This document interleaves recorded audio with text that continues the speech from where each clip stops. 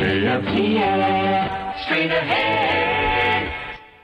I'm Ken Rogge. I was in the United States Air Force, and when I was in Thailand, I was a staff sergeant, and that was 1969 and 70 at Tak Lee, Thailand. When I landed in Tak Lee, I was very, very nervous because I was only a staff sergeant for a year at that time, and I could just see myself becoming the station manager and having these guys having to work for me, and I didn't know anything about broadcasting at that time. And I called the station, and this guy answered the phone and says, AFTN, Sergeant Davis. And I said, Buck Sergeant Davis? He said, no, Tech Sergeant Davis. I said, hi, I'm Ken Rogge, come pick me up. But that was the initial reaction when I got there, because I was very nervous about becoming a station manager. The year was very unique. It was very interesting because I had an opportunity to experience different aspects of the career field. I got to do a little radio, got to do some television, I got to do some management. I got a little bit of everything in that year's time. So it was a good experience, and it was a good time to learn, being new to the career field in a situation like that. We were the morale people. I mean, we were the voice of home, bringing them the music and the news, television. And I think it contributed a great deal to the morale of the troops. If we were off the air, we had a lot of phone calls. What is the problem? We can't watch what's going on?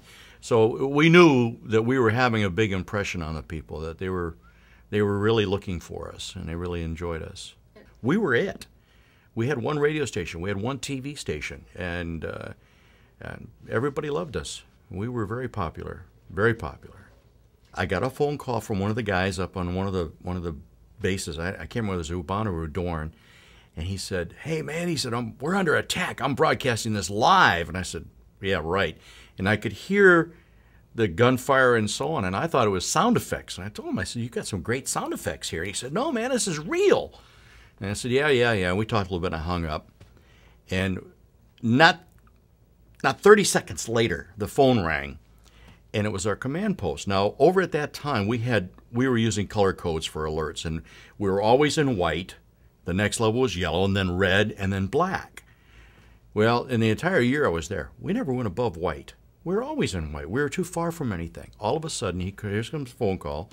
You jump from white to black immediately.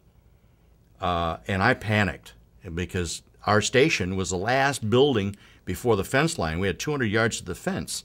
It was nothing. And we had no weapons. We had no way to protect them. I was alone in the station. And we had a plate glass door to the entrance to the station. And I knew that wasn't going to stop anybody that wanted to get in there. And I panicked. I didn't know what to do. I went out and I pushed chairs and tables and anything I could get up against the door. And I went back in the studio, and I barricaded myself in the studio, and I sat there sweating it out. And a few minutes later, there was this tap on the door. And I said, "There's no way I'm going to open that door." And then the phone rang, and it was the security police headquarters. And he said, "We have a security policeman out there who's going to keep you company. Would you open the door for him?" And I said, "Yes, absolutely." And I opened the door, and Rambo walks in. You know, he had the bandoliers. He had a heavy weapon. I don't know what it was, but, and he had a sidearm, and he had a dog with him. And he came in, and we sat down, and we were talking, and his dog was sitting next to him. And he said, I got to go to the bathroom. And I said, "Okay."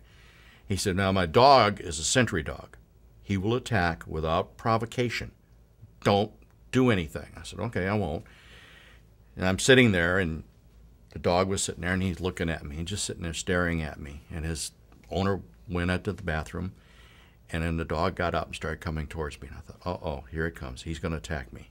He came over, and he sat down and put his head on my lap. And he just stood there and looked at me. And I didn't know what to do. I was frozen. The cop came back in, and he was just absolutely furious. That dog was not supposed to do that. You know, and he said, "King, get over here." And King just looked at him and put his head right back down on my lap, and he didn't know what to do. Well, it turned out, for some reason, King took a liking to me, and he became one of my biggest fans. And when Eric came in from patrol and put Eric in his pen, he had to turn on a radio so so that King could hear me. And that's how he calmed them down after a patrol, was putting on the radio. And when I left, Eric gave me a picture of King with his paw print and a lock of his hair on the back.